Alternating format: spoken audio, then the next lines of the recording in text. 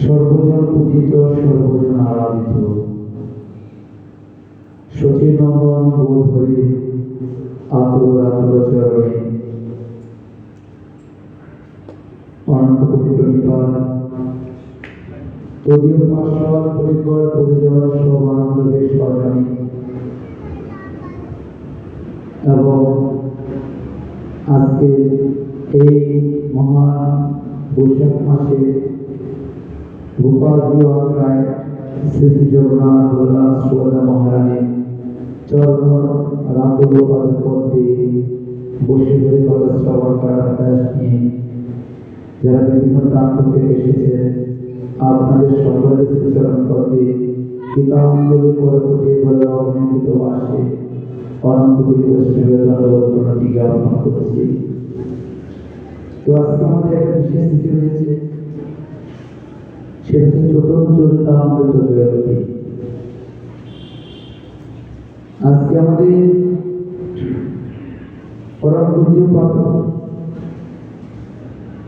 শ্রীরাম কৃষ্ণদাস গোস্বামীপাদ এই চতুর্থ চরিতামৃত গ্রন্থটি 1450 শতাব্দে মুর্শিদাবাদ জেলায় চক্রপাণ গ্রামে কবিরাজ গোস্বামী জন্মগ্রহণ করেছিলেন এবং যিনি 92 বছর বয়সে চতুর্থ চরিতামৃত গ্রন্থটি লিপিবদ্ধ করেছিলেন।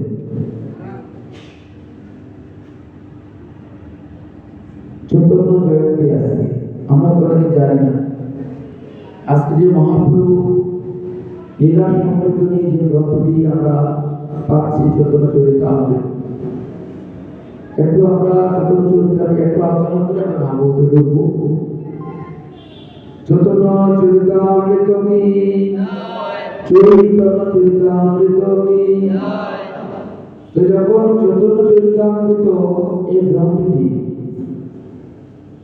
কবিরাজ গোস্বামীপাদ যখন শ্রীমান মহাপ্রভু নবদ্বীপ লীলা করছিলেন, তখন মহাপ্রভুর প্রত্যক্ষ লীলার একমাত্র সাক্ষী ছিলেন এই কবিরাজ গোস্বামীপাদ। তৎকালীন শ্রীরাম বৃন্দাবনী ব্রজে ওনার মতন প্রাচীন প্রবীণ ভজনীয় ব্যক্তি আর কেউ ছিল না। তখন সকল গোস্বামীগণ বৈষ্ণবগণ অনুরোধ করলেন যে আপনি এমন একটি গ্রন্থ রচনা করুন যে গ্রন্থটি এই কলিযুগের জন্য অমৃতের বাহন হয়ে আসবে। পরবর্তীতে এই কবিরাজ গোস্বামী রাজা রমনজি মুনির আগুনে বসে 92 বছর বয়সীকে আর লেখা যায়, 60-70 বয়স হলে এখন হাত কাঁপে, মানুষকে কথা বলতে পারে না, ঠিক না? আর 92 বছর বয়স চলছে, বলছে আমি লিখতে পারবো না। তোমরা যে লিখতে বলছো মহাপ্রভুর লীলা নিয়ে চতুর্থ চরিতামৃত, আমার পক্ষে সম্ভব নয়, কারণ আমি নয়নে দেখি না। লিখতে গেলে কম্পন হয়, আমি গৌরীরা লিখতে পারবো না, আমার পক্ষে সম্ভব নয়। তখন সবাই অনুরোধ করছে আপনি লিখুন। তখন চতুর্থ চরিতামৃত নিয়ে একটি প্রয়াস দিলেন। এই গ্রন্থ লেখায় মুরে মদন মোহন আমার লেখা যেন সুখের পটল, সেই কি যাহা লেখায় মদন মোহন। আমি সেই লিখবো যাহা মদন মোহন আমাকে দিয়ে লেখা। আমরা কথা বলি না, আমরা কোনো কিছু করলে কি বলি, আমি করেছি, আমি করেছি, আমার দ্বারা হয়েছে, আমি ওটা করেছি, ওটা করেছি, আমরা বলি। কিন্তু আদৌ কি আমরা করতে পারি? আমাদের কি শক্তি আছে কর্ম করা? কি জ্ঞান আছে বলা? প্রভু যদি কৃপা করে বলাই তবে আমি বলবো। এই জন্য বলছে আমার লেখায় যেন সুখের পটল, সেই লিখি যা লেখায় মদন মোহন।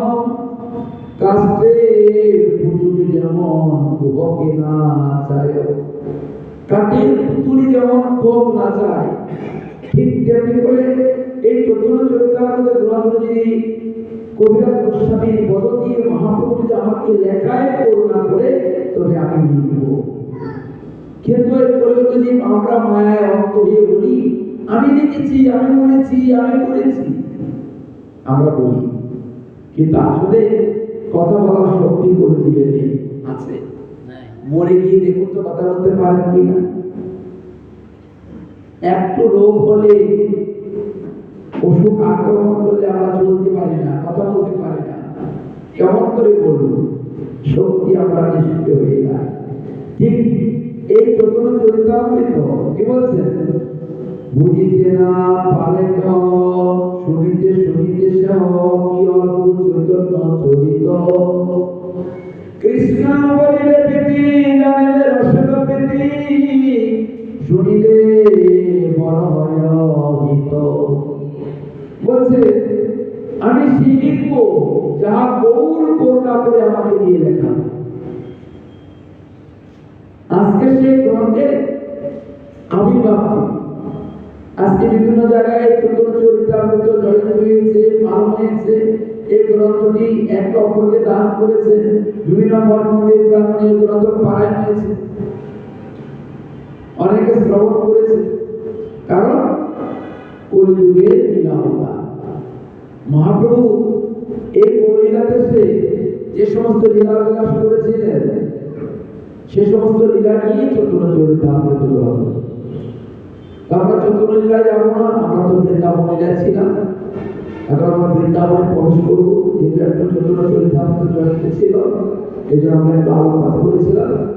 তো গতকালকে আমরা পরিষ্কৃত এবং সুখদেব গোস্বামী পাদের কথোপকথনে আমরা আস্বাদন করছিলাম শ্রীমদ ভাগবতের তৃতীয় স্কন্ধ। আজকে আমরা আস্বাদন করবো ভুবনীলা। যে ধ্রুব মহারাজ শ্রীরাম বৃন্দাবনে এই গৌরলীলায় এই অপাকৃত লীলা বিলাস করতে গিয়ে শ্রীরাম বৃন্দাবনে এই যে ভগবানের কথা অমৃত পরিবেশন করেছিলেন, গোদাবরীতে ছিল সুখদেব গোস্বামী পাদ পুরস্কৃত মহারাজকে উপলক্ষ করে বললেন, এ গোবিন্দ কুমনা সুমনন্ত সুমনা কুমনন্ত। গতকাল আমরা বলেছিলাম কুমন সুমন হয়, সুমন কুমন হয়। বলছে কি কুমন মানে কি খারাপ মন, কুমন সুমনা, কুমন সুমন হয় যদি গোবিন্দের আশ্রয় নেওয়া হয়, আবার সুমন কুমন হয় যদি গোবিন্দ থেকে দূরে সরে যায়। এজন্যই বলছে গোবিন্দ, তাই গোবিন্দের করুণা কৃপা লাভ করার জন্য দেবশ্রী নারদমণিপাদ যিনি ব্রহ্মার অভিশাপ প্রাপ্তই পিতা পুত্রকে অভিশাপ দিয়েছিলেন সত্যযুগের কোন এক সময়। কেন অভিশাপ দিলেন? যখন পৃথিবীতে যখন সৃষ্টি লগ্নে যখন কোন মানব সৃষ্টি হয়নি, শুধুমাত্র দেবতা ছিল, তখন ব্রহ্মা তার পুত্র নারদমণিকে আদেশ করলেন তুমি যাও সংসার করো। তখন নারদমণি বলেছিলেন আমি সংসার করব না, আমি সন্ন্যাসী হব। তখন পিতা ওই পুত্রকে কি করলেন?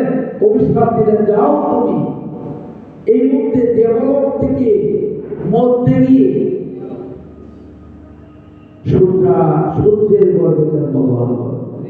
কোন গর্ভে? দেখেন পিতা কেমন পিতা পুত্রকে অভিশাপ দিলেন।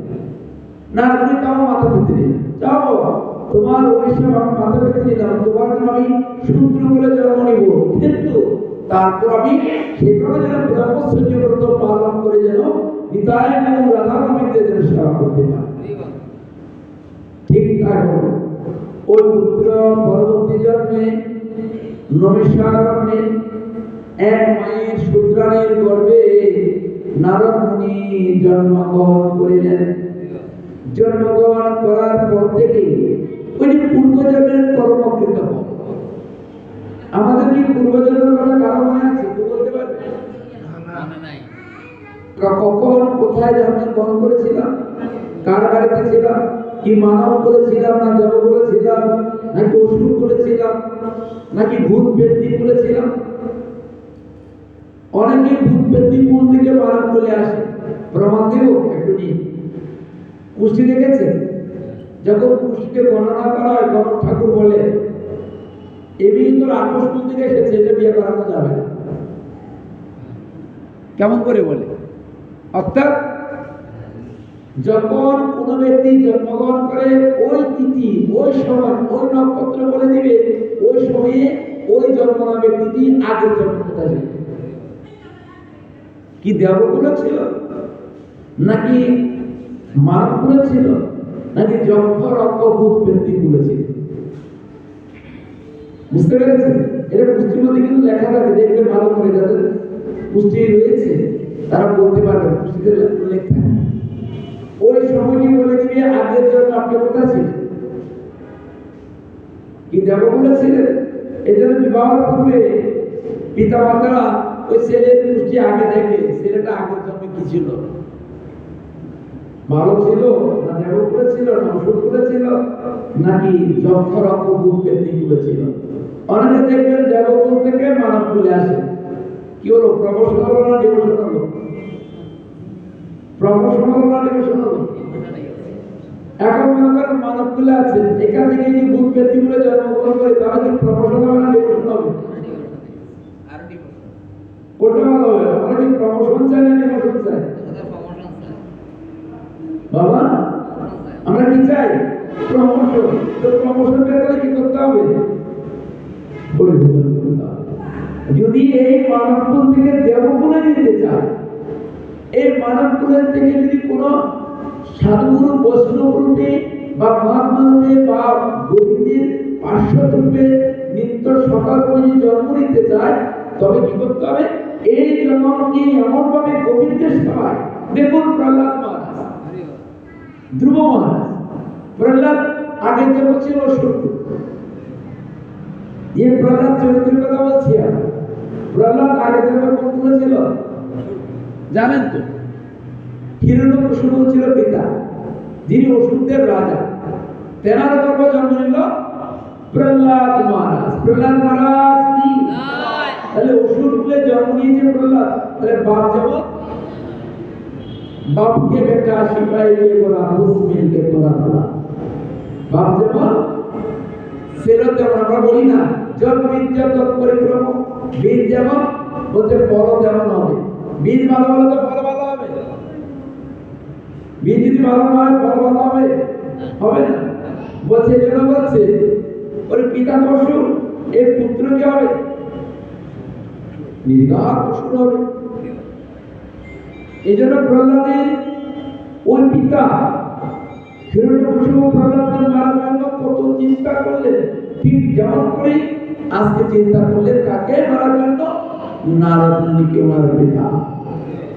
যে তোমার মতো নবাদ্য পুত্রের আমার প্রয়োজন নেই, যে পুত্র পিতার বাক্য পালন করে না, পিতার বাক্য লঙ্ঘন করে।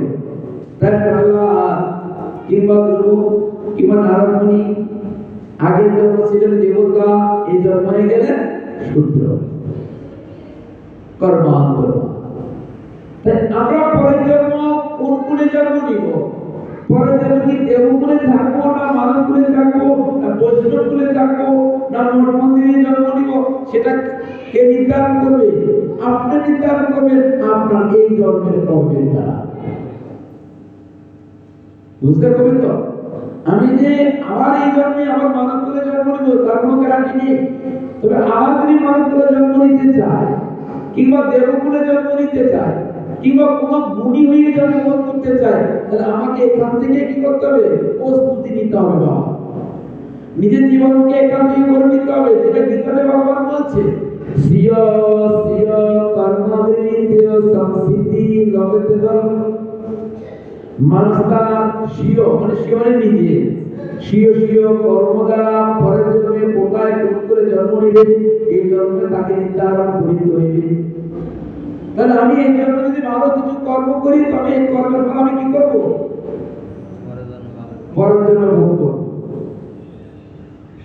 দেখেননি এক পতিতা ব্যক্তি প্রতিদিন বেশ্যাল হয়ে যেত, মায়েরা রাগ করবেন না, তো শেষ দিন পকেটে আর টাকা নেই, 2 টাকা ছিল। তো বলছে প্রিয়তমার মন পেতে হলে তো ভালো কিছু দিতে হবে, 2 টাকা দিলে মন পাওয়া যাবে না। কি করলেন? 2 টাকা দিয়ে ওই সবুরি বাজার থেকে একটা গোলাপ ফুল নিয়ে, 2 টাকা নিয়ে সবুরি বাজার থেকে একটা ভালো মানের ফুল নিলেন। ফুল নিয়ে যাচ্ছে প্রিয়তমার বাড়িতে। যেতেই ছিল নদী, খাল। এখন খালের প্রচন্ড বেগ, বলছে কেমন করে যাব, দৌড়ে এক লাফ দিলেন। লাফ দিতে গিয়ে পকেট থেকে ফুলটা জলের মধ্যে পড়ে গেল। পকেট থেকে ফুলটা জলে পড়ে গেল। যখনই জলে পড়ে স্রোতের বেগে ফুলটা যাচ্ছে কোথায়? গঙ্গায়। সমস্ত নদী খাল বিলের যোগ কোথায় থাকে? গঙ্গাতে পতিত হয়, গঙ্গা দিকে ছুটছে। আর ওই পতিতা ব্যক্তিতে বলছে তৎক্ষণাৎ, হাইরে বাবা, আজকে শেষ সম্বল প্রিয়তমার জন্য নিচ্ছিলাম, ফুলটি ওই পড়ে গেল পকেট থেকে গঙ্গায়, খাল ভারতে। যাক, আজকে এই ফুলটাও আমার প্রিয়তমাকে দিতে পারলাম। পড়ে যখন গেল গোবিন্দায়। কি বললেন? কি বললেন? জীবনে কিছু বলতে পারি বা না পারি, কিন্তু একবার গোবিন্দায় নাম বলতে পারি। গোবিন্দায় নাম বলার সাথে সাথে চিত্রগুপ্ত দেবী আর দেরি করেনি, খাতার মধ্যে নোট করে নিলেন। এই ব্যক্তিটি একবার গোবিন্দায় নাম বলেছে। কি বলেছে? কিছু করতে পারেননি, মন্দিরে একদিন ওই কথা শ্রবণ করেছি। কিছু করতে পারেননি, মন্দিরে একবার গিয়ে দণ্ডবোধ করেছি, তাও কিছু করতে পারেনি। সাধু দর্শন করেছি, তাও পারেনি। সাধুকে আলিঙ্গন করেছে, তাতে আপনার করুণা হয়ে যাবে।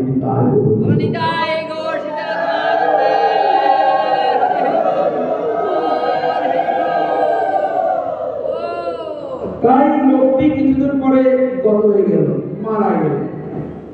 পাপের এত পূজা লিখতে লিখতে চিত্রগুপ্তা দেবীর অনেক লম্বা গায়ে হল।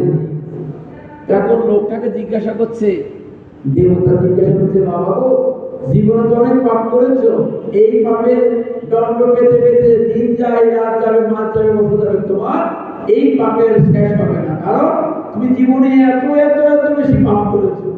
তবে সবার শেষে একটা পূর্ণ আছে, কি জানো? তুমি গোবিন্দায় নম কথাটি একবার বলেছো। একটা ফুল তোমার পকেট থেকে পড়ে যাচ্ছে, উদ্দেশ্য ফুলটি তোমার প্রিয়তমাকে দেয়া, কিন্তু ফুলটি প্রিয়তমাকে তুমি দিতে পারোনি। যখনই দুর্ভাগ্যবশত ফুলটি পড়ে গেল, সেটা তুমি বদল দিয়ে ভগবান বলিয়েছে তোমাকে গোবিন্দায় নম, এই বলতে তোমার পূর্ণ হয়েছে। বদল তুমি কি করবে? ওই গোবিন্দায় নমের ফলকে আরোপ করবে না নরকে কোটি কোটি দিন থাকবে। পতিত ব্যক্তি বলছে, এত যখন পাপ করেছি, এই পাপে তো শেষ হবে না, যে পুণ্যটুকু আছে এটা আগে ভোগ করে। অনেকগুলো পদার্থ রান্না করলে আগে কি করতে হয়? ভালোগুলা খেতে হয় না, খারাপগুলো আগে খেতে হয়। খারাপগুলা খেয়ে যদি পেট ভরে যায়, তখন ভালোগুলো খাওয়া যাবে না। এই জন্য বুদ্ধিমান ব্যক্তিরা কি করে? ভালো ভালোগুলো আগে খায়। এগুলা কি পেট ভরে গেলে ওগুলো খেলাম না, নাই ভাই। ঠিক তেমনি ও বুদ্ধি বিচক্ষণ ব্যক্তি বলছে, না, জীবনে পাপ যেহেতু বেশি, পুণ্যটুকু আমি ভোগ করবো আগে। একদিনের স্বর্গের রাজা বানানো হবে। একদিনের গোবিন্দের বলা তো স্বর্গের রাজা বাবা, স্বর্গের রাজা বাবা আমি তো রাজা বানানো হলো। রাজা হলে স্বর্গে অনেক ফুল ফুটেছে, চিন্তা করেছে একটি ফুল দিয়ে যদি স্বর্গের রাজা হওয়া যায়, দুটা ফুল দিলে কি হবে? তিনটা দিলে, চারটা দিলে, আর অনেক ফুল দিলে, হাজার হাজার ফুল দিলে এই যে মালা গাচ্ছে ভক্তরা কত ফুল কেটেছে এখানে, গোবিন্দকে দিয়েছি না, গোপাল ভাগবতকে দিয়েছি না। এই মালার মধ্যে যতগুলো ফুল থাকবে, যতবার আপনি গোবিন্দের জন্য এই সূচের মধ্যে আপনি ফুল গঠিত করেছেন, আপনি তত বৎসর তত কল্পকাল আপনি ভগবত ধামে থাকবেন। মালার মনে কি আনন্দ, ওরে মালা করে সাধু সকল, আজি মালার মনে কি আনন্দ। আমরা তো পারি না, মালার মনের আর সীমা নাই। কেন? ওরে মালা করে আমার গৌরে সঙ্গ, আনন্দের আর সীমা নাই। মালায় আপনি আপনি আপনি তুলে, ওরে নামি হতে কণ্ঠলে। কার নামি? আমার গৌরের নামি। ওরে নামি হতে কণ্ঠলে, মালায় আপনি আপনি আপনি তুলে, আমার মহাপ্রভুর চরণ পাবে বলে। আপনি আপনি আপনি তুলে, মালা বাচ্চা করে প্রভু আমাদের তোমার চরণ পায়। মালা কি কথা বলতে পারে? মালার ভিতরে অনুরাগ আছে, মালা প্রার্থনা করছে প্রভু আমি যেন মরে গেলেও যেন তোমার চরণ পাই, অন্তিম কালে যেন তোমার সেবা করিতে পারি। তাই আজকে এই জন্যে ওই পতিতা ব্যক্তি ওই স্বর্গের পুষ্পোদ্যানে গিয়ে বলছে, আজকে আমার জীবনে একটি মাত্র কর্ম হবে, এই মনি এই পুষ্পোদ্যানে যত যত ফুল আছে সকল পুষ্প আমি দুই হাতে চয়ন করে গোবিন্দায় নমঃ গোবিন্দায় নমঃ গোবিন্দায় নমঃ গোবিন্দায় নমঃ গোবিন্দায় কি করব? খালি গোবিন্দের চরণ করে, আর কিছু পারি বা না পারি এটা তো বলতে পারবো। দিতে পারবো, দিতে দিতে দিতে এত পূর্ণ হবো, সমস্ত পাপ মধ্যে মধ্যে বিনাশ প্রাপ্ত হয়ে গেল। যমরাজ বলছে তার নরকে যাবে না।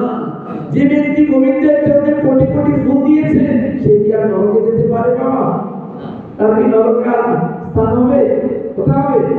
গোলকদাম নিজদাম গোলকে নিবসবাতি, সে ব্যক্তি স্থান হবে নিতাই ওরে চরণ তলে।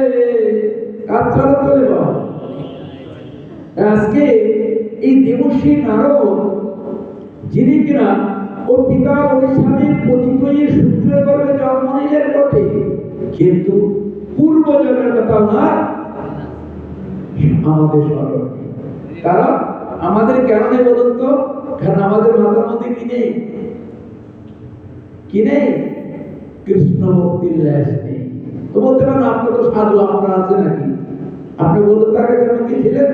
আমারও ভজন নেই বলেছিল পূর্বজন্মের কথা। গান্ধারী বলেছিল পূর্বজন্মের কথা।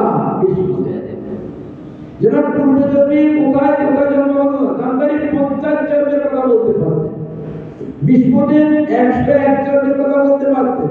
আগের জন্ম কোথায় ছিলেন, তার আগের জন্ম কোথায় ছিলেন আমরা তো বলতে পারি না। তাই এই কর্ম চক্রের জীবন পরিচালিকা থেকে আমরা শিক্ষা নিতে চাই, যেন পরের জন্মে আমাকে যেন পশু কুলে জন্ম নিতে না হয়, পরের জন্ম আমাকে কীট কুলে জন্ম নিতে না হয়, পরের জন্ম আমাকে বৃক্ষ কুলে জন্ম নিতে না হয়। যেন এই মানব কুল থেকে গোবিন্দ করুণা করে যেন আমাকে আরো উন্নত কুলে, কোন দেব কুলে, কোন বৈষ্ণব কুলে, কোন শান্তির ব্রাহ্মণ কুলে, কোন ভক্ত দিয়ে যেন আমাকে জন্ম দিও।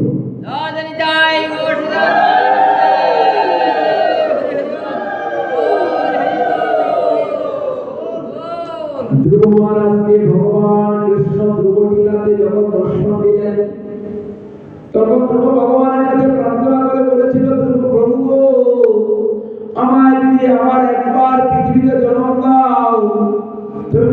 কৃষ্ণ ভক্ত মায়ের গর্ভে আমায় জন্ম দিও তবে।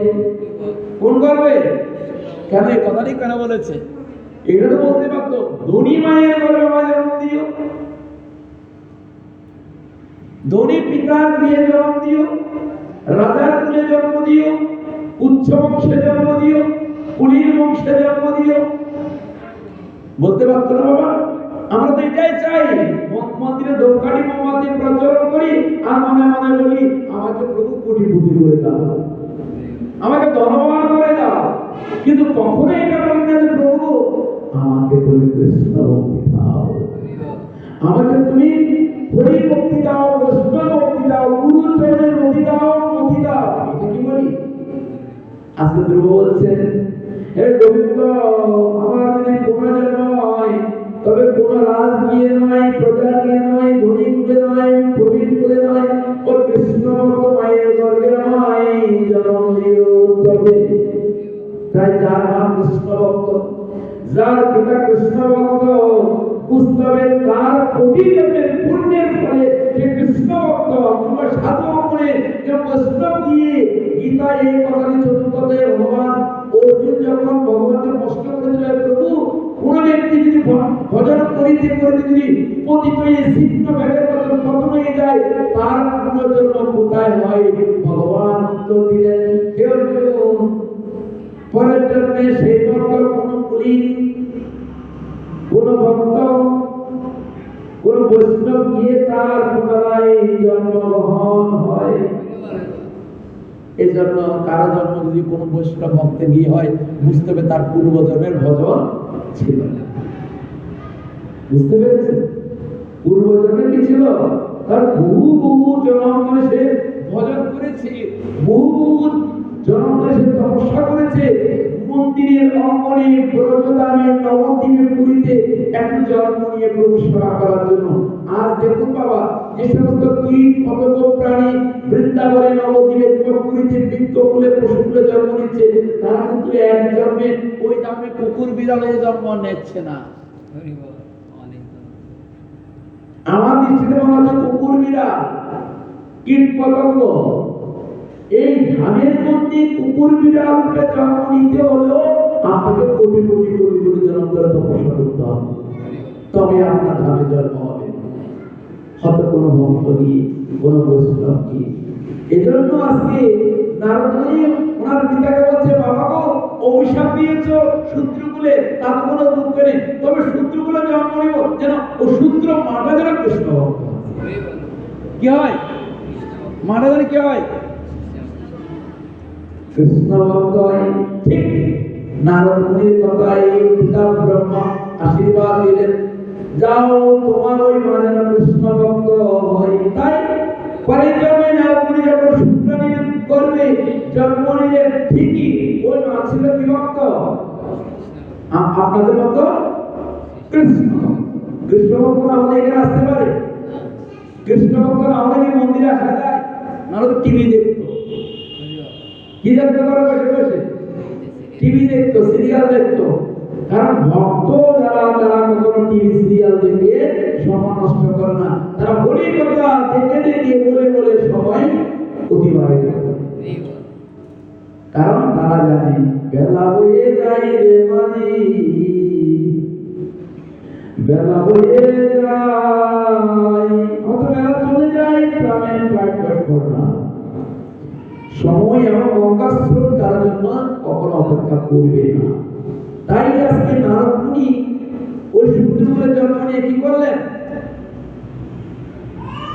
প্রত্যেকের সাধকগণে গিয়ে ভাগবত শ্রবণ করতেন, ভক্তগণে গিয়ে সাধুগুরু বৈষ্ণবের সেবা করতেন।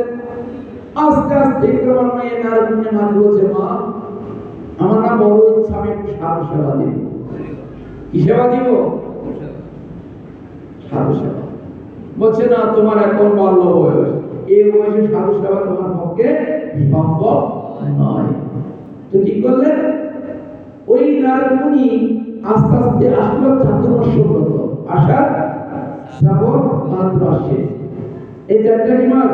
শ্রাবণ ভাদ্র আশ্বিন কার্তিক এই চারটা মাস কি চাতুর্মাস্য ব্রত।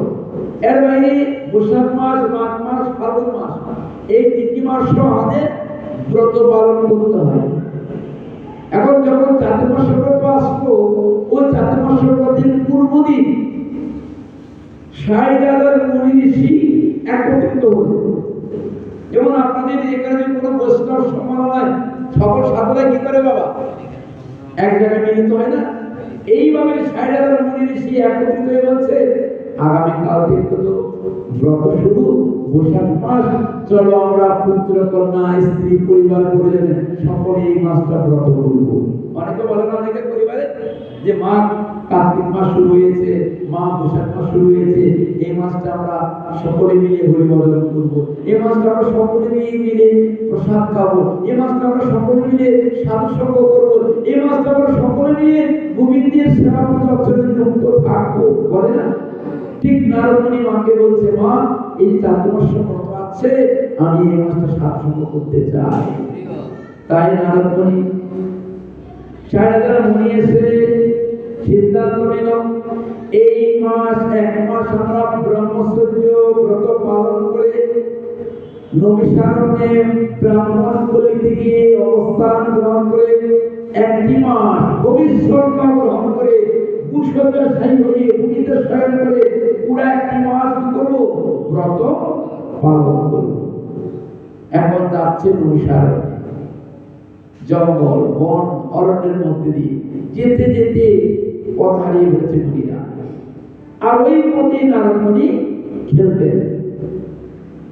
হঠাৎ দেখলেন অনেক সাধু, অনেক সন্ন্যাসী, অনেক ব্রাহ্মণ, অনেক বৈষ্ণব, অনেক মুনি দলে দলে দলে দলে বন দিকে চলছে। মাঝপথে নারদমণিকে দেখে বলছে, এই বালক কি করছে বনে?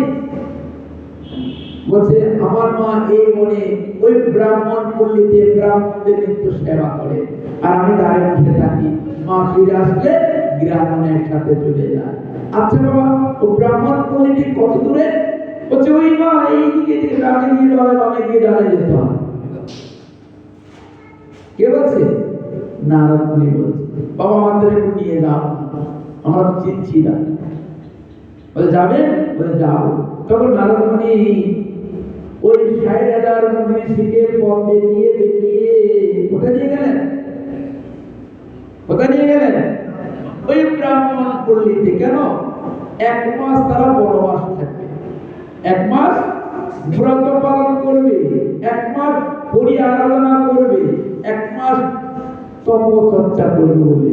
তো যখন মনে যাচ্ছে, এদিকে ব্রাহ্মণ পল্লীর যিনি টিম লিডার মানে সত্তা, উনি বলছে, ওই দেখো অনেক সাধু আমাদের গ্রামে আসছে, হাজার হাজার সাধু আমাদের গ্রামে আসছে, এরা মনে এখানে থাকবে, সবাই পাইত অর্ঘ কুলা বরণ ডালা হাতে দাও, ওই ব্রাহ্মণদের আমরা বরণ।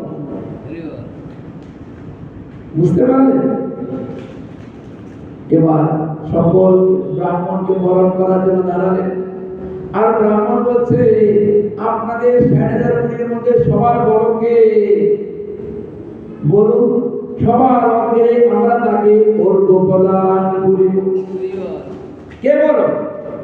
তখন 60,000 মুনি বলছে, আমাদের এই 60,000 মুনির মধ্যে সবার বড় হচ্ছে ওই নারদ। বয়স কত? এই বালকটা বড়, কম লজ্জা করছে, খাটো ছোট দেখছি, এ কেমন করে বড় হলো বাবা? বলছে, বয়সে বড় না, গুণে বড়। কিসে বড়? গুণে বড়। তো কেমন গুণ? এই বালকটি আমাদেরকে পথ দেখিয়ে এখানে এনেছে। আমরা তো আপনারা জানছি না, জানতাম না এখানে যে নমস্কারণ্য। এই বালক আমাদেরকে পথ দেখিয়ে দেখিয়ে এনেছে, এই বালকটি আমাদের শিক্ষা গুণ। যদি আগে পাঠ্য দিতে হয়, এই বালককে দান করুন। আর সকলের স্মরণ করে 60,000 মুনি ঋষি সেই শূদ্রানের পুত্র দেবশ্রী নারদমণি পাপকে ওই পাঠ্য ওই মালা প্রদান করিয়ে বরণ করে কীর্তন করে করে বদ্রিক আশ্রমে নিয়ে গেলেন। আর নারদ বলছে, আমি তো ক্ষুদ্র, কেন আমাকে এত সম্মান দিচ্ছেন? আমি তো পতিত, আমি তো শূদ্রের পুত্র, শূদ্রানী গর্ভে জন্ম নিয়েছি। বলছে, না, শূদ্রের গর্ভে জন্ম নিলে শূদ্র হয়ে যায় না। মুচির গর্ভে জন্ম নিলে মুচি হয়ে যায় না, হয় মুচির পুত্র সূচি হয় যদি কৃষ্ণ বলে। কি হয়? মুচির পুত্র সূচি হয় যদি কৃষ্ণ তেলে, বলে সূচির পুত্র মুচি হয় যদি কৃষ্ণ বলে। তাহলে মুচির পুত্র কি হচ্ছে? সূচি হচ্ছে, সূচির পুত্র মুচি হচ্ছে যদি কৃষ্ণ তেলে। তাই ব্রাহ্মণের ওই বালক নারদ মুনিকে পারিতর্ক দিয়ে সম্ভাষণ করে কোথায় নিয়ে গেলেন? মনে সকলে ওই বালকের প্রণাম করছে। কাকে? নারদ মুনিকে প্রণাম করছে, দণ্ডবত প্রণতিকে আহ্বান করছে। আর নারদ ভাবছে, আমাদের সেবা শুধু প্রণাম করছে, আমি কত পতিত, আমি কি অপরাধ করে গেলাম এই ব্রাহ্মণদেরকে পথ দেখিয়ে, এখানে আমার থাকা যাবে না। এইভাবে ছুটছে। আর তখন ব্রাহ্মণ বলছে, যেও না, এই 4 মাস তুমি আমার সাথে এই বনে থাকো, আমাদের সেবা করো, সাধুগুরু বৈষ্ণবের সেবা করো। কিভাবে সেবা করব? বলছে আমরা 4 মাস এখানে প্রতিদিন যজ্ঞ করব। কি করব? আর তুমি আমাদের জন্য যজ্ঞ সমিত নিয়ে আসবে। সমিত মানে কি?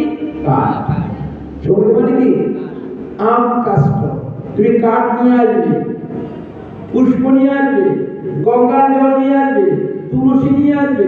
আচ্ছা মা, যে পূজা দেয় ওই পূজার কিছু ফুল তুলসী কাঠ এনে দিই, কার জন্য বেশি হবে? পূজারই না আপনার? বাবা, ওই যে আমাদের সরস্বতী মামা যে জগন্নাথকে মুখে লাগাচ্ছে না, আপনার বাজার করে এনে দিলেন, কার জন্য বেশি হবে? সরস্বতী ঠাকুরের না আপনাদের? বলুন তো, জোরে বলেন না। উল্টা রাগ করবে শুনলে, আমাকে বলুন না তখন রাগ করলে কিছু করার। ওই বাবা আজকে আমাদের জন্য কলা নিয়ে আসছে,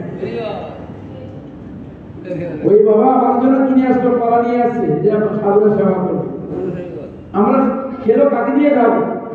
গোবিন্দকে। কিন্তু আমরা গোবিন্দকে দিয়ে যেই না পূর্ণ লাভ করবো, তার চেয়ে বেশি পূর্ণ হবে যিনি ফলটি গোবিন্দের সেবার জন্য এনে দিয়েছে। তাই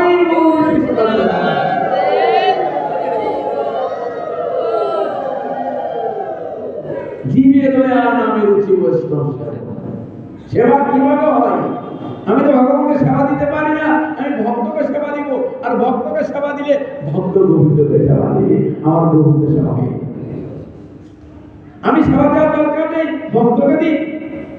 বৃন্দাবনে মুরারি বাবা এই কথাটি আমাদের শিখিয়েছেন, যদি গোবিন্দের সেবা দিতে যেও না, গোবিন্দের সেবা দিতে গেলে অনেক বিপদে পড়বে। তার চেয়ে ভক্ত সেবা দাও, ওই হাতে তোমার গোবিন্দের সেবা কর, তোমার হয়ে যাবে। তাই নারদ মুনিকে শিক্ষা দিলেন। কি শিক্ষা? তুমি আমাদের জন্য গঙ্গার জল, তুলসী, পুষ্প, সমিত, চন্দন, কলাপাতা প্রতিদিন বন থেকে নিয়ে এসো। আমরা তোমার ওই উপকরণ দিয়ে প্রতিদিন গোবিন্দের সেবা দিব। 1 মাস এভাবে, 4 মাস এভাবে কি করলেন? বৈষ্ণব সেবা দিলেন, গোবিন্দের সেবা দিলেন। কে দিল? নারদ। যেদিন ব্রত সমাপ্ত হবে, যেদিন ব্রতের শেষ নেই, সেদিন কি করলেন জানেন? সকল সাধুরা সেবা করতে বসলেন কঙ্গতে।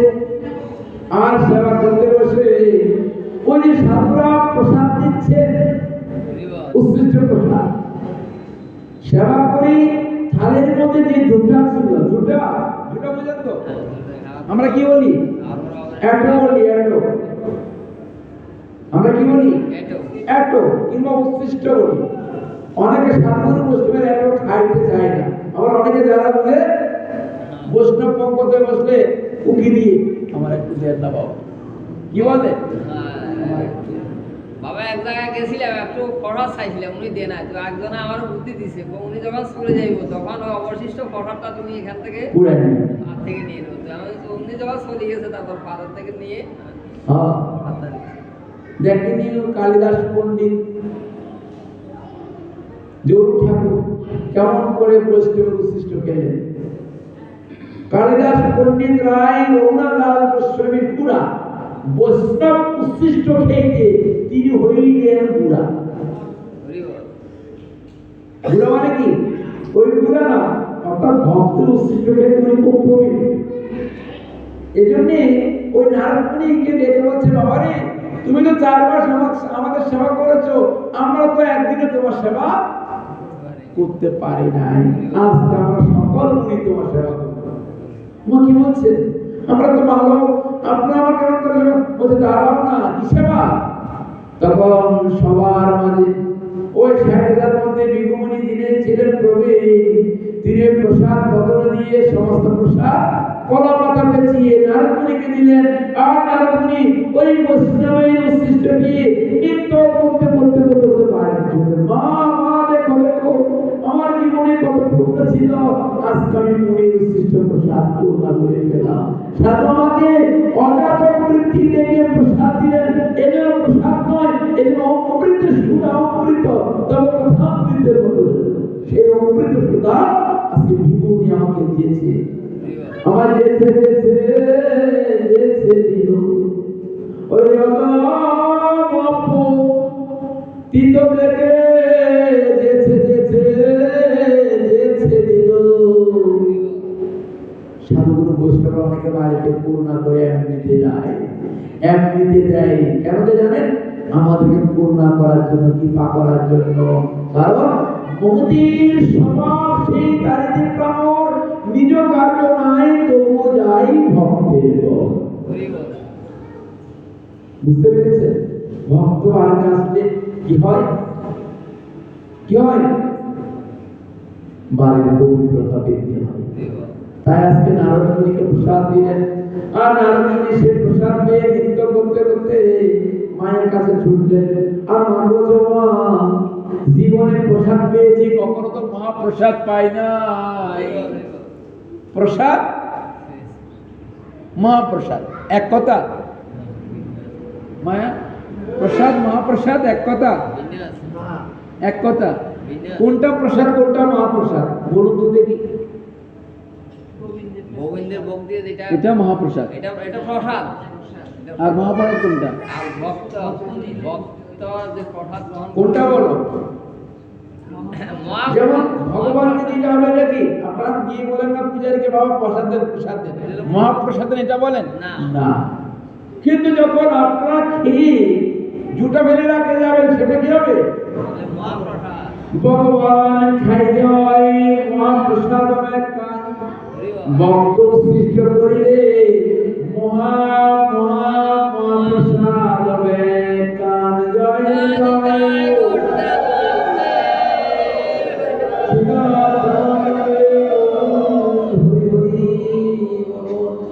এই জন্যে আমরা দেখেছি নবদ্বীপের রাতে এই যে রঘুনাথ দাস গোস্বামী, তিনি প্রত্যেকদিন জগন্নাথপুরীতে যেতেন প্রসাদ খাওয়ার জন্য। কখন যেতে জানেন? রাত্র 2টায়। কয়টায়? কেন? যখন পুরীতে ভক্তরা প্রসাদ নিয়ে যে কলা পাতা পেঁচিয়ে নালাতে ফেলে দেয়, ডেইনে ফেলে দেয়, ওটা খাওয়া যাবে? আমরা খাবো ডেনের প্রসাদ? আর রঘুনাথ দাস গোস্বামী যিনি কিনা জমিদার, যার প্রতি মাসে 12 লক্ষ রুপি তৎকালীন কর পেত ওনার পিতা গোবর্ধন। রঘুনাথ দাস গোস্বামীর পিতার নাম কি? গোবর্ধন দাস, যিনি তৎকালীন জমিদার ছিলেন, যিনি প্রতি মাসে তৎকালীন 12 লক্ষ রুপি কর পেত। মানে এটা কি বলে? রাজাদেরকে যখন খাজনা দিত না, খাজনা পেত। কত বড় জমিদারের ছেলে! আর ওই জমিদারের ছেলে পুরীতে গেলেন, ভিক্ষা করে খাচ্ছে। বলছে না, ভিক্ষা করে খেতে হবে না, সন্ন্যাসীদের ভিক্ষা করে খেতে নেই। জন্ম কিভাবে খেতে হয়? মাধবপুরী উচ্ছিষ্ট প্রসাদ পুড়িয়ে খেতে হয়। তো কোথায় পাবো? ওই পুরী মন্দিরে প্রতিদিন রাত্রে 2টায় যেত। ভক্তরা খেয়ে যাওয়ার পরে ওই কলা পাতা থেকে প্রসাদগুলো কি করতেন? কুড়িয়ে নিতেন। কুড়িয়ে নিয়ে কি করতেন? ওই আঞ্চলে নিতেন, নিয়ে ওই প্রসাদ গঙ্গার জলে ধুতেন। গঙ্গার জলে ধুলে কি হতো? মশাগুলো জলে চলে যেত, ভিতরে শক্ত মাজাটা কি করতো? থেকে যেত। আমরা সকালবেলা পান্তা ভাত থাকলে একটু নষ্ট হয়ে গেলে মায়েরা কি করে? একটু ধুয়ে ফেলে না? ধুলে পচাটা চলে যায়, আর ওগুলো দিয়ে লবণ দিয়ে অনেক কিন্তু সেবা করতে পারে। ঠিক কিনা মা? লক্ষ্মী মায়েরা কিন্তু ফেলে না, দুই হলে খেয়ে ফেলে। ঠিক আছে? এখন উনি ধুয়ে কি করলেন? প্রতিদিন সিন্ধু নদীর যত লবণাক্ত তো লবণা লাগতো না, ওই পান্তা অন্নগুলা পচে গেলে ওগুলা গঙ্গা জলে পূর্ণিতে নিয়ে এভাবে ধুয়ে দিয়ে ওগুলা আর শুনলেন কে মহাপ্রভু। মহাপ্রভু বলছে রঘু, রঘু তো আগে ভিক্ষা করে কিন্তু মন্দিরে আসতো, এখন ভিক্ষা করে খায় না, মন্দিরে আসে না, রঘু কোথায় খায় কিভাবে খায় দেখতো। তখন গোবিন্দলাল গিয়ে দেখলেন ওই রঘুনাথ প্রত্যেকদিন রাত্রে ওই জগন্নাথ মন্দিরে সিংহ দরজায় গিয়ে ওই উচ্ছিষ্ট প্রসাদ কুড়িয়ে কুড়িয়ে ধুয়ে ধুয়ে খায়। মহাপ্রভু বলছে এমন ভক্ত তো জগতে আর দেখি নাই, আজকে আমি সে প্রসাদ নেওয়ার জন্য আমিও যাব, দেখবো রঘু কি করে খায়। তাই মহাপ্রভু রঘুনাথের পিছনে রাত্রে 2টায় ছুটলেন, দেখলেন সত্যি অন্ধকার অন্ধকার প্রসাদ দিল দুলছে গঙ্গার জল, সিন্ধু নদীর জল দুলছে। আর পিছন থেকে মহাপ্রভু হাত বাড়িয়ে দিয়ে ওই উচ্ছিষ্ট প্রসাদ, ভক্তদের উচ্ছিষ্ট প্রসাদ মহাপ্রভু নিজের বদলে দিলেন। আর রঘু বলছে কে কে কে কি উচ্ছিষ্ট খায়? মহাপ্রভু বলছে এত উত্তম দ্রব্য জগতে তো আমায় দেয় নাই। ওই রঘুরে তুমি যে এত উত্তম দ্রব্য গোপনে গোপনে ও গভীর রজনীতে খাও, আমার একটু দাও, এত উত্তম দ্রব্য আমি জীবনে কবু খাই নাই। কারণ ওরে ভক্ত পদ তুলি ভক্ত পদ জল ভক্ত মুক্ত অবশেষে সাধনা দিন মহাবল, এই দিন সেবা হইতে কৃষ্ণ প্রেময় গুণ গুণ পুগারিয়া সর্বশাস্ত্রে কয়। এইভাবে প্রসাদ দিতে হয়, কেউ না দিলে গোপনে দিতে হয়, তাও না দিলে সাহায্য করে দিতে হয়। বুঝতে পেরেছেন? সাধুগুরু বৈষ্ণব সেবায় বসলে প্রথমে দিতে নেই, দিতে হয় সবার শেষে। যখন থালা রেখে যায়, কলা পাতা কোথায় ফেলে, থাল কোথায় ফেলে, ওখান থেকে উচ্ছিষ্ট কুড়িয়ে নিতে হয়, তবেই কৃষ্ণ প্রেম। কৃষ্ণ প্রেম করতে গেছে শুধু প্রসাদ পেট করে গেলে আসবে না, সাধুগুরু বৈষ্ণবের উচ্ছিষ্ট প্রসাদ দিবে। তাই মহাপ্রভু আজকে সে শিক্ষা করে দিলেন শ্রীমদ্ ভাগবতের 3টি স্কন্ধে। আজকে দেবশ্রী নারদ পরিপাক সেই বৈষ্ণবদের এই সাধুদের উচ্ছিষ্ট প্রসাদ কুড়িয়ে খাওয়ার পরে ওনার কি হলো? মা গিয়ে বলছে মা এই প্রসাদ আজকে তুমি আমাকে খাইয়ে দাও। মা বললেন তোকে কে প্রসাদ দিল? সাধুরা দিয়েছে। তোকে না বলেছি ওনাদের সাথে সমন্বয় করতে? আমি জানি তো, সাধুরা আমাকে ডেকে অযাচক মৃত্যুকে প্রসাদ দিল, তাই মা তুমি খাইয়ে দাও। তাই নারদ মুনিকে কোলে নিয়ে, কত বছর বয়স? 4 বছর বালককে কোলে নিয়ে প্রসাদ আমাকে দিলেন। আর নারদ মুনি গোবিন্দায় গোবিন্দায় বলে কীর্তন করতে করতে প্রসাদ পাওয়ার সময় কি করতে হয়? গোবিন্দের গুণকীর্তন করে করে প্রসাদ দিতে হয়। প্রসাদ পাওয়ার কোনো বিধি আছে? কীর্তন করে করে হাততালি দিয়ে দিয়ে প্রসাদের বন্দনা করতে হয়। মহাপ্রসাদে গোবিন্দে নাম ব্রাহ্মণে বৈষ্ণবে, এই পদগুলি গিয়ে প্রসাদের গুণকীর্তন করে প্রসাদের বন্দনা করে প্রসাদের স্তুতি করে তারপর প্রসাদ বন্দনা দিতে হয়। তবে একটা কথা কি জানেন, আমাদের প্রসাদ পেলে ক্রিয়া হয় না, কারণ প্রসাদে আমাদের ভক্তি নেই। যার প্রসাদে ভক্তি আছে, কেন একবার প্রসাদ বদনা দিলে কি হবে? সমস্ত শরীর কি হবে? খবর হবে। প্রসাদ যে খাচ্ছি খবর হবে।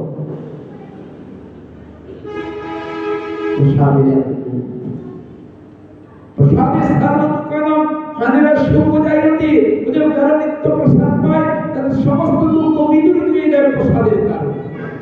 তবে নিরামিষ খেতে হবে। নিরামিষ আর প্রসাদ কিন্তু এক কথা নয়। খেতে হবে দিয়ে ওই জায়গায় তুলসী পত্র দিয়ে ভগবানকে স্মরণ করে হলে খেতে হবে। কারণ তুলসী পত্র দিলে না কি হয়ে যায় বাবা? তুলসী পত্র দিলে কি হয়? প্রসাদ হয়ে যায়। এজন্যে প্রসাদ খেলে দেখবেন একটা গুণ, একটা ক্রিয়া কাজ করছে প্রসাদের মধ্যে। আপনি ঘরে পাঁচফোড়ন দিয়ে ওই মমনসা দিয়ে নিজে রান্না করে দেখবেন, আর প্রসাদ গোবিন্দ দিয়ে রান্না করে দেখবেন কেমন লাগছে। নিরামিষ খেলে কেমন লাগে আর প্রসাদ দিলে কেমন লাগে দেখবেন দ্বিগুণ শক্তি বেড়ে যায় প্রসাদ। বুঝতে পেরেছেন? এজন্যই আজকে সেই সাধু উৎসৃষ্ট পোশাক নিয়ে নারদ মুনির কৃষ্ণ প্রেম দ্বিগুণ বেড়ে গেল। তৎক্ষণাৎ মাকে বলছে, মা আমাকে বিদায় দাও, আমি এবার শরণার্থী হব। কি হবো? আমি আর গিয়ে থাকবো না। বলছি, কেন রে বাবা, কেন তুমি আমাকে ছেড়ে চলে যাবে? বলে, জানি না, আজকে বৈষ্ণবের উৎসৃষ্ট প্রসাদ নিয়ে আমার এমন মনে হচ্ছে আমারও সাধুগুরু বৈষ্ণবের সাথে বনে বনে গিয়ে জঙ্গলে জঙ্গলে গিয়ে হরিভজন করার ইচ্ছা প্রকাশ করছে। জয় জয়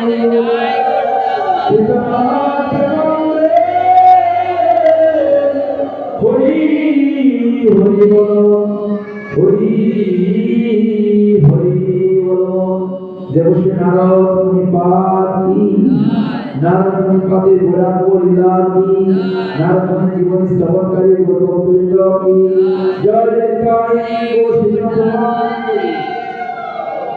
হরি হরি বল, হরি হরি বল, হরি বল। তাই আমাদের এই চাতুর্মাস্যের ব্রতের মতো বৈশাখ মাসটি আমাদের জীবন গুরুত্বপূর্ণ মাস। কি মাস?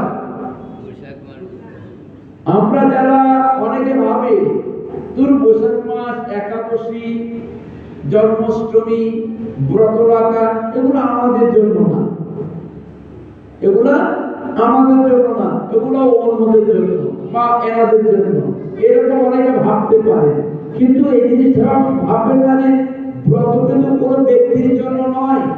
ব্রত, একটি ব্রত যখন গীতার কোন শ্লোক কি কোনো ব্যক্তির জন্য, ভাগবতের কোন শ্লোক কি কোনো ব্যক্তির জন্য, কোন বর্ণের জন্য, কোন বৈষ্ণবের জন্য না। ভাগবত, গীতা, পুরাণ যত শাস্ত্র রয়েছে এই শাস্ত্রের প্রতিটি বাণী প্রত্যেকটি ব্যক্তির জন্য। কেউ যে ভাবে যে না একাদশী শুধু আমাদের জন্য বলেছে, আমাদের জন্য বলেনি। কেউ যে বলে যে না মালা দিল ওই বৈষ্ণবদের জন্য দিতে বলেছে, আমরা তো বৈষ্ণব না, আমরা কেন দিব? এটা ভাববেন না। মালা দিল শুধু বৈষ্ণবদের জন্য নয়, সনাতন ধর্মাবলম্বী যারা রয়েছেন প্রত্যেকেরই কর্তব্য মালা ধারণ করা। সনাতন ধর্মাবলম্বী যারা রয়েছেন প্রত্যেকেরই কর্তব্য একাদশী ব্রত ধারণ করা। কারণ এটা আমাদের বেদের শিক্ষা এবং পুরাণের শিক্ষা এবং উপনিষদের শিক্ষা এবং শ্রীমদ্ ভাগবতের শিক্ষা। মহাপ্রভু শিক্ষা দিলেন, নিজে আচরিয়া অন্যকে শেখাই এর সিদ্ধান্ত গীতা ভাগবতে গাই। বুঝতে পেরেছেন? এই জন্য আমাদের ওই কার্তিক মাসের মতো বৈশাখ মাস ব্রত পালন করা একান্ত কর্তব্য। আসুন এবার এই বৈশাখ মাসে কি কি করতে হয়, কি কি পালন করতে হয়, কেন আমরা বৈশাখ মাসে এই বৈশাখ মাসের ব্রতের এত মহিমা, কেন শ্রীমদ্ ভাগবতে হরিভক্তি বিলাসে গোপাল ভট্ট গোস্বামী পাদ এই ব্রতের মহিমার গুণকীর্তন করলেন। আমরা কিন্তু অনেকে জানি না, বর্তমান যুগে শতকরা 95% ব্যক্তি কিন্তু এই বৈশাখ ব্রত নিয়ে জানে। এই যে ব্রতের মাস, এই মাসটা কেশব ব্রত। এই মাসটা কি? এই যে কেশব ব্রত মাসটি কত গুরুত্বপূর্ণ, অতীব দুর্লভ মাস, অতীব মহত্বপূর্ণ মাস। এই মাসের জন্য আমাদের কি করবে আমরা একটু বলি। হরিভক্তি বিলাসী বলছে, মাধব মাসো ন মাসো ন বিপ্রপ্রিয় কেশবব্রত। বলছে সনাতন ধর্মের অবলম্বী সকল ব্যক্তির, সকল বর্ণের এই কেশবব্রত বৈশাখ মাস পালন করা একান্ত শাস্ত্র বিধেয়। শুধু কোন ব্রাহ্মণ, ক্ষত্রিয়, বৈশ্য, শূদ্র বর্ণ ব্যক্তির জন্য এটা নির্দিষ্ট করে বলেনি। বলছে সকল বর্ণের, সকল গোত্রের ব্যক্তির জন্য নাকি প্রযোজ্য যে এই কার্তিক ব্রত কিংবা এই বৈশাখ ব্রত। এবং এই মাসে এই ব্রত কি করতে হয়? ন কেশব মাধব সম। বলছে মাধবের সমান যেমন কোন দেবতা নাই, তেমনি বৈশাখ মাসের সমান কোন ব্রত কোন মাসে নাই। কোন মাসের সমান? বৈশাখ মাসের সমান। পত্রের মধ্যে যেমন তুলসী পত্র, জলের মধ্যে যেমন গঙ্গা জল শ্রেষ্ঠ, শাস্ত্রের মধ্যে যেমন বেদ শ্রেষ্ঠ, তেমনি পত্রের মধ্যে তুলসী পত্র শ্রেষ্ঠ। তেমনি করে ওই মাসের মধ্যে কার্তিক ব্রত আর বৈশাখ মাস, বৈশাখ ব্রত অতীব শ্রেষ্ঠতম মাস। কেন জানেন? এই মাসে অম্বরীশ মহারাজ তুলসী বেদি মূলে জল দিয়ে দিয়ে ভগবানকে লাভ করেছেন। কি দিয়ে? জল দিয়ে। শুধু জল দিয়েছেন। কোথায়? তুলসী বেদিতে। তুলসী জলে, তুলসীর গোড়ায়। এ মাসে কি দিলেন? ও ঝাড় দিয়ে জল দিয়েছে, আর কিছু করেন। ইহাতেই অম্বরীশ মহারাজ পরবর্তী জন্মে ভগবান কৃষ্ণকে লাভ করলেন। আরো বলছে, এই মহান বৈশাখ মাসে যে ব্যক্তি ব্রাহ্মণতে ঘুম থেকে উদিত হয়ে সূর্যোদয়ের পূর্বে গাত্র স্নান করে, কার পূর্বে? সূর্য উদয়ের পূর্বে যিনি স্নান করবে সে ব্যক্তির দেবস্থানের ফল প্রাপ্ত হবে। কিসের ফল?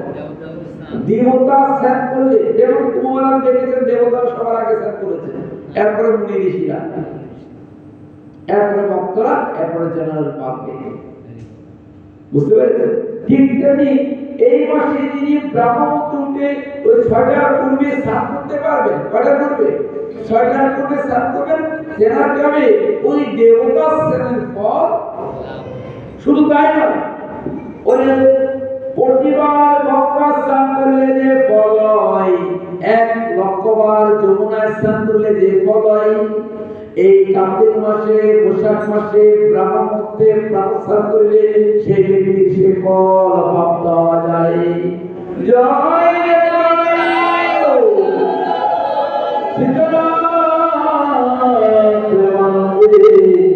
হরি হরি বল, হরি হরি বলো। তাহলে কি করতে হবে? এই বৈশাখ মাসে প্রতিদিন আমরা চেষ্টা করব এই ব্রাহ্মণকে প্রাতঃস্নান করার জন্য। কারণ বৈশাখ মাসে প্রাতঃস্নানের বিধি শাস্ত্রে খুব গুরুত্ব সহকারে প্রদান হচ্ছে। প্রাতঃস্নান যারা এখন উঠছেন না, আজকে বাজারে ৪ তারিখ, আরো কয়দিন রয়েছে? আরো ২৬ দিন আছে। ২৬ দিন। না পারলে আমার মতন গরম জলে করে এলে স্নান করবে, পারবেন তো? নাইলে কয়েকটা আছে বাঁধি পুকুর নিশান করাইতে, না পারলে কি করতে হবে? বাঁধিনি পুকুর ও কাকের মতন ডুবাইলে পাঠিয়ে দিতে হবে। এই যে দুর্লভ সুযোগটিকে ভগবান আমাদেরকে দিয়েছে, বলে ভগবান করছে না এই মাত্র স্নান হলে করো। নিরামিষ খেতে পাচ্ছ না, দুঃখ করে স্নান হলে করো। এই মাসটা সকালবেলা উঠে ওই সাধুগুরু ভগবানকে দর্শন করো। ইহাতে তোমার কোটি কোটি গঙ্গা স্নানের, কোটি কোটি ভজনের পুণ্য তোমার হয়ে যাবে। কারণ এই মাসটা হচ্ছে দুর্লভ মাস। কি মাস? অতি দুর্লভ। কোন মাস? বৈশাখ। এই বৈশাখ মাসে গঙ্গা দেবী বৈশাখের শুক্লপক্ষের সপ্তমা তিথিতে, কোন তিথিতে? সপ্তমী তিথিতে গঙ্গা দেবী গোলক থেকে ভূলোকে আগমন করেছে। বৈশাখের ২২ তারিখ করবে সপ্তমী তিথি, উল্টায় দেখবে কোন দিন? শুক্লপক্ষের সপ্তমী তিথি করেছে। ওই দিন গঙ্গা দেবী কি হয়েছিল?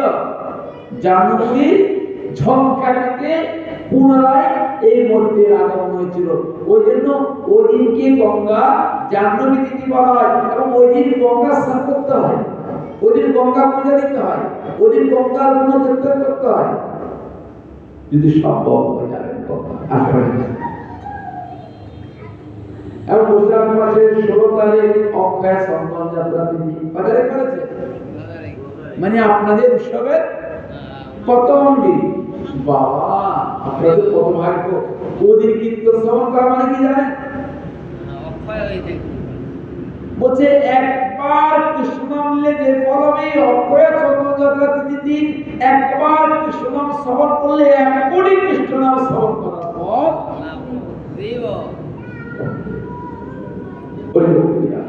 ওদের কি করবেন? সারাদিন শুধু হরিনাম শ্রবণ আর গোবিন্দের সেবা করবেন, জপ করবেন, গীতা করবেন, ভাগবত করবেন। যদি পারেন কাউকে গীতা ভাগবত দান করবেন, কারণ ওদিন গীতা ভাগবত দান করলে ফল বেশি। ওদিন পারলে কাউকে গীতা দান করবেন, একটু ভাগবত দান করবেন, বা একটু নাম কীর্তন করবেন, গ্রামগণে সারাদিন পুত্র কন্যা পরিবার পরিজনকে নিয়ে একটু হরিভজন করবেন। অক্ষয়া চন্দন যাত্রা নামটা কি? অক্ষয়া নামটা কি? অক্ষয় মানে কি? যার কোনো কি নাই। এখন আপনারা কি ক্ষয় চান না অক্ষয় চান? বাবা আপনারা কি নিজেদের ক্ষয় চান না অক্ষয় চান? অক্ষয় চান। অক্ষয় তো অক্ষয় চাকরি করতে হবে। ওই অক্ষয় থেকে এমন কোন পূর্ণ করতে হবে যাতে আমাদের কখনো যেন ক্ষয় না হয়, যেন আমরা যেন আমাদের ক্ষয় করতে না পারে। হৃদয় কোন সেটা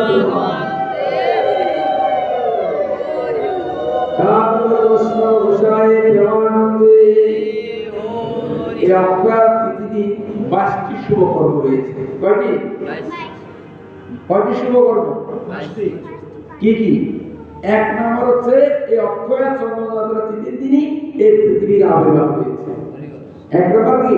পৃথিবীর আবির্ভাব। দুই নম্বর এই অক্ষয় চন্দ্রযাত্রা তিথির দিন জগন্নাথ পুরীতে ভগবান জগন্নাথ দেবের কি হয়? রথে কাজ শুরু হয়। এবং অক্ষয় চন্দ্রযাত্রা দিন ওই বৃন্দাবনের বঙ্গবিহারী যে ভগবান একবার একদিনের জন্য চরণ দর্শন দেয়। কদিনের জন্য? বৃন্দাবনে বঙ্গবিহারী কিন্তু প্রতিদিন চরণ দর্শন দেয় না। কোন দিন দেয়? একদিন। কোন দিন? অক্ষয় চন্দ্রযাত্রা। ওদিন চরণ কি করবে? উপরে তুলে দিবে, যেন সাধুগুরু বৈষ্ণবরা এসে যেন অকাতরে প্রেম দিয়ে মন দিয়ে যেন ওই ভক্তবিহারী যেন কি করতে পারে, যেন চরণ দর্শন করতে পারে। এবং উনি ভগবান বেদব্যাস এই বেদ পুরাণ উপনিষদ সত্য শাস্ত্র 18 পুরাণ 18 উপপুরাণ সমস্ত গ্রন্থাদি ওদিন কি করেছে? লিখেছে। বুঝতে পেরেছেন নিজের কত পবিত্র? ওদিন ভগবান পরশুরাম পৃথিবীতে অবতরণ করেছেন। ওদিন ভগবান কৃষ্ণ বৃন্দাবনে থেকে ওই দ্বারকা গিয়ে বৃন্দাবনে মধুপুরী বনে শ্রীকৃষ্ণ অন্নভিক্ষা করতে গিয়েছিলেন। শ্রীকৃষ্ণ অন্নভিক্ষা এত দুর্লভ দিন এই দিনটি, এত মহিমাপূর্ণময় এই দিনটি। এবং ওই দিন জগন্নাথের এই যে বিমলা দেবীর মন্দিরে যে বিমলা দেবী যে রমজান করে পুরীতে সাক্ষাৎ ওই বিমলা দেবী ওই দিন জগন্নাথকে দর্শন করার জন্য উনি ওনার মন্দির প্রাঙ্গণ থেকে কোথায় যায়? জগন্নাথ মন্দিরের সিংহ দরজায় গিয়ে জগন্নাথকে দর্শন করতে যায়। এত পূর্ণময় একটি দিন। এবং ওই দিন ওই কেদারনাথ, বদ্রীনাথ, আলারনাথ, মানসরোবর এ সমস্ত দ্বারের দরজা খুলে দেওয়া হয়, সবাই যেন ওই দিন থেকে কি পায়? দর্শন করতে পারে। এখন কি? এখন কি দরজা বন্ধ। এখন কিন্তু আপনি 1000 বার চাইলে ঢুকতে পারবেন না, কারণ বছরের 6টি মাস দরজা বন্ধ থাকে। এই বৈশাখ মাসের শুক্লপক্ষের অক্ষয় চন্দ্রযাত্রা তিথিতে দ্বার খোলা হয় এবং কার্তিক মাসে রাস পূর্ণিমার দিন এই দ্বার আবার কি থাকে? বন্ধ করে দেয়। তাহলে কয় মাস খোলা থাকে? 6 মাস। তাহলে চিন্তা করে দেখুন এই যে দুর্লভময় এই দিনটি, এই দিনে কি করতে হবে? গোবিন্দের রাধা গোবিন্দের সেবায় সারাদিন এই দিনটা আপনারা উৎসর্গ করবেন। এই অক্ষয় চন্দ্রযাত্রা তিথি। এবং এই মাসটি পুরো একটি মাস তুলসীতে কি দিবেন? এটা আরেকবার বলেছিলাম, জাহাজ দিবেন, গঙ্গার জল দিবেন। এবং প্রত্যেকদিন সকাল সন্ধ্যায় এই মাসে ভগবানকে প্রদীপ দান করবেন। কার্তিক মাসে যেভাবে তিলের তেল দিয়ে ভগবানকে প্রদীপ দান করা হয়, ঠিক তেমনি করে এই কার্তিক বৈশাখ মাসেও পুরা মাস কি করতে হয়? ভগবানকে প্রদীপ দান করতে হয়। শাস্ত্রে বলছে। আমরা তো দিই না, আমরা শুধু কার্তিক মাসে দিই। কিন্তু বৈশাখ মাসে দেওয়ার বিধি রয়েছে, পুরুষোত্তম মাসে দেওয়ার বিধি রয়েছে। পুরুষোত্তম মাস দেখেছেন, যেটাকে আমরা মল মাস বলি। 3 বছর পর পর একবার এই মল মাস আসে। অনেকে মল মাস বলে, অনেকে অধিক মাস বলবে, আবার অনেকে এই মাসকে পুরুষোত্তম মাস বলে। অর্থাৎ 1000 কার্তিক মাস ব্রত সমান একটা পুরুষোত্তম মাসের। কত মারাত্মক মাসটা দেখছে, 1000 কার্তিক মাস। তার মানে কি 1000 কার্তিক মাস করতে হলে আপনাকে 1000 বছর আগে নিয়ে আসতে হবে, কারণ কার্তিক মাস বছরে একবার আসে। আর ওই রকম 1000 কার্তিক মাসের ব্রত বলে যে হবে, আর একটা মাস পুরুষোত্তম মাস ব্রত পালন করলে আপনার সেই ফল লাভ করতে পারবেন। তো চিন্তা করে দেখুন এই পুরুষোত্তম মাসটা কত দুর্লভ মাস, এই বৈশাখ মাসটি আমাদের জন্য কত দুর্লভ মাস।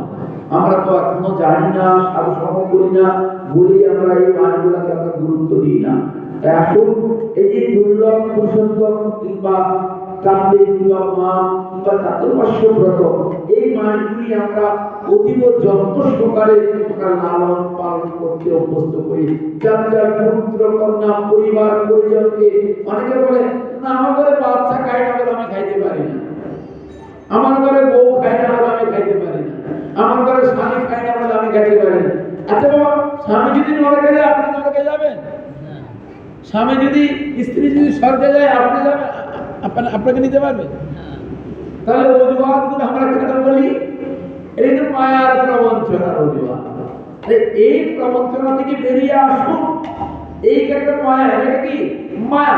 এই মায়াটা আপনাকে ভগবান দিয়েছে, পরি দিয়েছে আপনাকে, যেন আপনি ওই যে ব্রত যেন করতে না। সবাই যদি ব্রত করে সবাই তো ভগবানের বাড়িতে চলে যাবে, সাধু হয়ে গেলে সবাই কোথায় যাবে? আরে কোনদিন মহাপ্রভু যখন নাম নিয়ে আসলো তখন যমরাজ মহাপ্রভু বাড়িতে গেলেন, প্রভু অপ্রভু তুমি এই নাম বন্ধ করে দাও। ও কেন গো?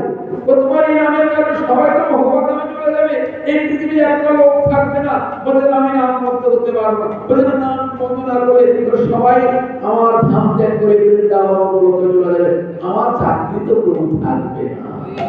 তখন যমরাজকে মহাপ্রভু বলেছিলেন, ওই যমরাজ তুমি চিন্তা করিও না, এই নাম করে সবাই স্বর্গে যেতে পারবে না, কারণ নাচিয়া গাইয়া দিন স্বর্গে যাইবে, নাচিয়া গাইয়া দিন আমার নরকে। হরিনাম করে সবাই কোথায় যাবে? স্বর্গ যাবে। আর হরিনাম করে আবার কোথায় যাবে? কেন? হরিনামকে যারা অশ্রদ্ধা করবে, হরিনামকে যারা অবমাননা করবে, অনৈতিক করবে, তারা কোথায় যাবে? নরকে পতিত হবে। এই জন্য বলছে ভাগবতে, তাই কারোর প্রতি কারোই ভাগ নয়, ধর্মের ভাগ কেউ কাউকে দেয় না বাবা। ধর্মের ভাগ নিজের জন্য, নিজের আত্মার জন্য। কারণ আপনার আত্মাটি, আপনি একটা চিন্তা করুন, কোটি কোটি বার আপনার আত্মা পৃথিবীতে আসছে আর যাচ্ছে। আত্মাটি কি হচ্ছে? বারবার এই পৃথিবীতে বহুদিনের ব্যাপারে জার্মানি কোটিবার বারবার জন্ম নিচ্ছে আত্মা, সাথে এই বারবার কখন হচ্ছে। তাহলে আপনি আজকে এই বাড়িতে জন্ম নিয়ে আপনি চিন্তা করছেন আমার ছেলের জন্য আমি খাবো, পরের জন্য আবার যখন জন্ম নেবেন তখন বলবেন আমার মেয়ের জন্য খাবো, তারপরে জন্ম নেবেন তখন বলবেন স্বামীর জন্য খাচ্ছি না, কত জন্ম আমি আর মাকে দিব। এই জন্য আসুন এই মায়ার প্রবঞ্চন থেকে নিজেকে বের করে মুক্তি লাভ করে এবার তাই করে চরণ করে যতই বাধা বিঘ্ন আসুক না কেন, প্রভু বলে প্রভু সকল বাধাকে আমি অতিক্রম করে যেন তোমার চরণ করে আশ্রয় নিতে পারি। ও প্রভু আমাকে তুমি আর মায়া দিও না। ওগুলা কি? এই যে মায়া, এটা কি মায়া? এই মায়া আমাকে দিও না, কারণ আমি মায়া অতিক্রম করার মতো শক্তি আমার নেই। পারবে বলে যে গীতায় ভগবান কি বলছেন নবতায়ে, যে মায়া বাদাম করন্তি, যে ওই মায়াকে তরণ করা, উত্তর করা অতীব কঠিন কাজ, সকলের পক্ষে সম্ভব নয়। বলে সকল শৃঙ্খল কাটা যায়, কিন্তু মায়ার শৃঙ্খল কাটতে পারি আমরা? পারি পুত্র কন্যার মায়া ত্যাগ করতে? যতই আমি বলি কিন্তু কেউ পারে না। সবার না এই মনটা আসে, সাধুগুরু বৈষ্ণবদেরও চলে আসে। আপনারা কি সাধুগুরু বৈষ্ণবদের কি আসে? আমার মা তো, আমার বাবা তো, হাজার কি বলে আমার মা তো, এই যে আমার বলে গেছে। এই মায়াটা খুবই কঠিন, কিন্তু তদুপরি ভগবানকে বলি প্রভু এই মায়া আমাদেরকে দিও না, কারণ এই মায়া অতীব কঠিন একটি অস্ত্র। ওদের পৃথিবীতে সবচেয়ে বড় অস্ত্র কি জানেন? ওদের সবচেয়ে বড় হচ্ছে মায়া, যেটা সহজে কর্তন করা যায় না, তবে হরিভজন করলে কর্তন করা যায়। কি ভজন করলে? হরিভজন যখন আমরা বিশুদ্ধভাবে করবো তখন দেখবেন ক্রমান্বয়ে আস্তে আস্তে মায়া কি হবে? আস্তে কি হবে? মায়া কাটতে আরম্ভ হবে। মায়া ওই যেমন দেখে কিছু আগে বৃষ্টি হয়েছে, আকাশে মেঘ হয়েছে, হয়েছে না? যখন বাতাস হয় তখন মায়াটা কি হয়? মেঘটা কি হয়? কেটে যায়। ঠিক তেমনি হরিভজন যখন আপনি শুরু করবেন ওই মায়া আস্তে আস্তে আপনার থেকে কর্তন হতে। কেন জানেন? কৃষ্ণ সূর্য সম। কৃষ্ণ কিসের মতো? সূর্য উঠলে কি থাকে? অন্ধকার থাকে। অন্ধকার থাকে কি হয়? আলো আসে। এজন্য বলছে আরে কৃষ্ণ সূর্য সম মা হয় অন্ধকার। মায়া কি? অন্ধকার। যাহা কৃষ্ণ তাহা নাই মায়ার অধিকার। যেখানে কৃষ্ণ থাকবে সেখানে অন্ধকার থাকবে না, আর যেখানে অন্ধকার থাকবে সেখানে কৃষ্ণ থাকবে না। কৃষ্ণ কোথায় থাকে না? মায়াতে থাকে না। কৃষ্ণ কি মায়ার ঊর্ধ্বে। তাই আমরা হরিভজন করতে চাই, হরিকে ধরে রাখতে চাই, ওই মায়া থেকে আমাদের একটু বেরিয়ে আসতে হবে। এজন্য গীতা আমাদের ভগবান অর্জুনকে বারবার বলছে, অর্জুন তুমি যে যুদ্ধ করবে না, যে মায়া তোমাকে গ্রাস করছে, যে মায়ার কারণে তুমি কিছু আগে বলেছিল, বললে কি বললে? গুরুর হাতাহি মহান বাবা। আচ্ছা পড়বেনটা কি? শ্রেয়াপক্কাম বক্কামি হলোকে হতাস্তু কামনাস্তু গুণিহারিমম গুঞ্জে অবগান রুধির পদিন্দান। আছে কি তার দ্বিতীয় অধ্যায়? কি বলছে? আমার সামনে করে গুরু দাঁড়িয়ে আছে। অর্জুন কি বলছে? অর্জুন এত বড় একজন বিশ্বের সর্বশ্রেষ্ঠ ধনুর্ধর, তেনার ভিতরে কি ঢুকেছে? কি ঢুকেছে? গোসাই মায়া ঢুকেছে। বলছে আমি গুরুকে বধ করতে পারবো না। আবার কি বলছে? প্রথম অধ্যায়ে 37 নম্বর শ্লোকে, প্রথম অধ্যায়ে 37 নম্বর শ্লোকে বলছেন অসুচন অমসুচন্তাং প্রজ্ঞাবাদ চেতিবাসে। বলছে কি আমার সন্নিকটে গুরু, মাতা, পিতা, দাদু, পুত্র, ভ্রাতুষ্পুত্র, আত্মীয়বর্গ, মাতৃবর্গ, শ্বশুরবর্গ সবাই দাঁড়িয়ে আছে। হে কৃষ্ণ, এই মামাদেরকে, আত্মীয়কে, বন্ধু বান্ধবকে, জ্ঞানী গোষ্ঠীকে, গুরুদেবকে, দাদুকে আমি এদেরকে বধ করি, আমি রাজ্য চাই না তো। ভগবান বলছে তুমি যুদ্ধ করবে না? বলছে না, অসম্ভব, আমি যুদ্ধ করবো না, আমি রাজ্য চাই না, আমি আত্মীয়কে বধ করতে পারবো না। তখন ভগবান কি করলেন? তারা ব্রেন ওয়াশ করাচ্ছে। কার? গীতা মানে কি? গীতা মানে কি? Brain wash. গীতা মানে কি? Brain wash. কিন্তু এটা আমাকে বুঝে না। গীতা ভালো করে যারা পড়বেন দেখবেন তাদেরকে ব্রেন ওয়াশ করা।